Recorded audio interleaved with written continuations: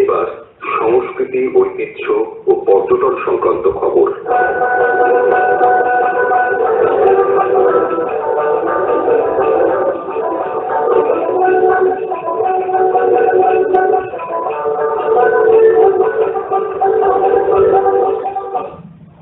আজ বিশ্ব শখের বেতার দিবস, ওয়ার্ল্ড এমাচের রেডিও দিবস। শখের রেডিও নিয়ে কি ভাবনা চিন্তা করছেন উদ্যোক্তারা, কেমন ভাবে এগোচ্ছেন তারা, সেসব নিয়েই আকাশবাণী মন্ত্রী সংবাদকে জানালেন West Bengal radio club amateur ক্লাবের সম্পাদক অম্বরীশ লাল বিশ্বাস।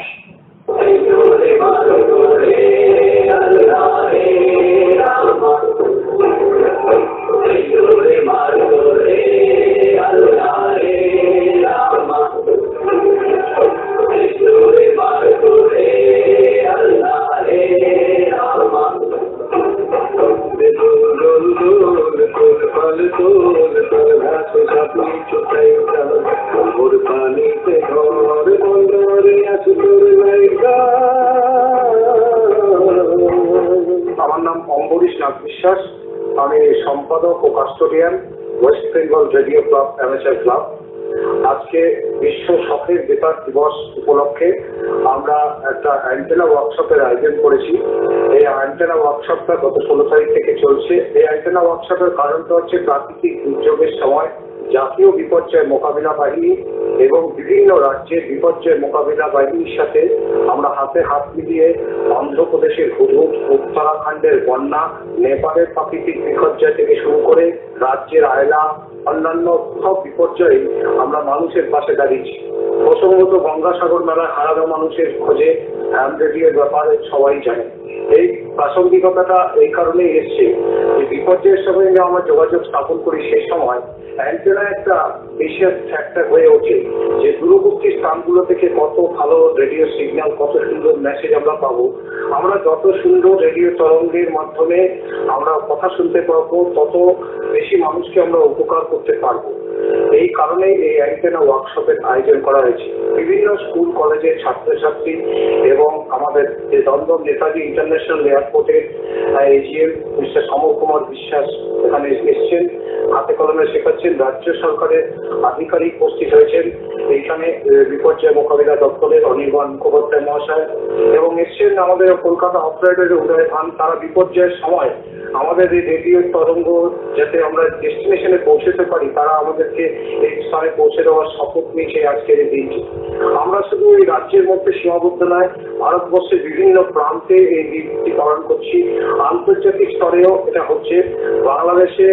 বাংলাদেশে হ্যানেদের সাথে Anup, Tuhin, Farhad, S21 echo delta, S21 tango victor, এদের সাথে আমাদের কথা হলো। তারাও ওখানে বাংলাদেশে দিনটি পালন করছে। আমরা এই রেডিও তরঙ্গের মাধ্যমে একটা মৈত্রীর বিনিময় সারা বছরই করে থাকি এবং এই দিনটাকে বিশেষ করে আন্তর্জাতিকভাবে বিভিন্ন দেশে আমরা এটা পালন করছি। স্কুলের ছাত্রছাত্রী, অধ্যাপক, অভিভাবক সবাইকে এর মধ্যে সামিল করে আমরা একটা দিনটাকে ভালোভাবে উদযাপন করছি।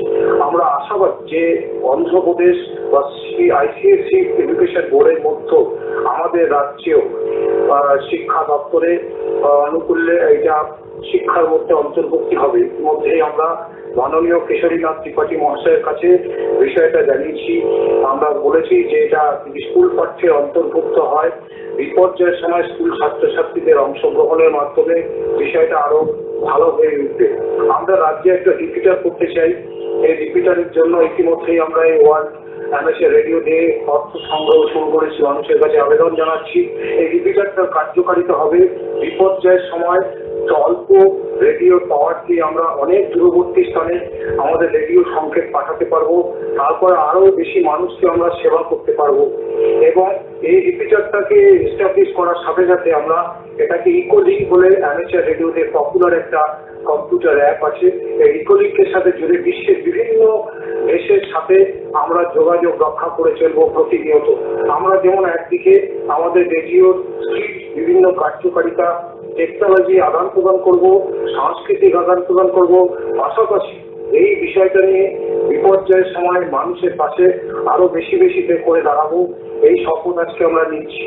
আমরা আশাবাদী এই দিনটি আরো বেশি বেশি করে মানুষের কাছে পৌঁছবে এবং এই দিনটা বিষয় আমরা ভালো করে পালন করতে পারলে, মানুষের কাছে বেশি ভাগ করে দিনটা পৌঁছতে পারলে পরে অ্যামেচার রেডিওটা মানুষ ছাত্রছাত্রীদের কাছে আরো বেশি করে পৌঁছবে, এবং বেশি করে পৌঁছলেই বিজ্ঞান এগিয়ে যাবে, দেশে দেশের মধ্যে যে যোগাযোগ ব্যবস্থা এটা আরো ভালো হবে, এবং সোশ্যাল মিডিয়ার যে ব্যাক সাইড থেকে যুব সমাজ বেরিয়ে আসবে, এবং সর্বোপরি বিপর্যয়ের সময় মানুষ নিজের যে প্রয়োজনীয়তাটা যোগাযোগের মাধ্যমে জানাতে পারবেন, দেশ থেকে দেশান্তরে সরকারকে জাতীয় বিপর্যয় মোকাবিলায় বাহিনীর সাথে যোগাযোগ রক্ষা করে চলবে।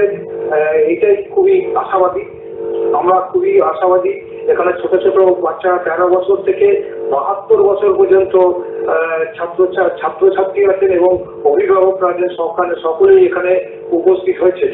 আমরা আকাশবাণীর কাছেও কৃতজ্ঞ যে আজকের দিনটি আমরা এই মৈত্রীর মাধ্যমে, মৈত্রীর বাণী বাংলাদেশের সঙ্গে আমরা অ্যামেচার রেডিওতে কথা বলছি, এবং এই কথাটা রেডিওতেও বিদেশের মাধ্যমে প্রচার হবে।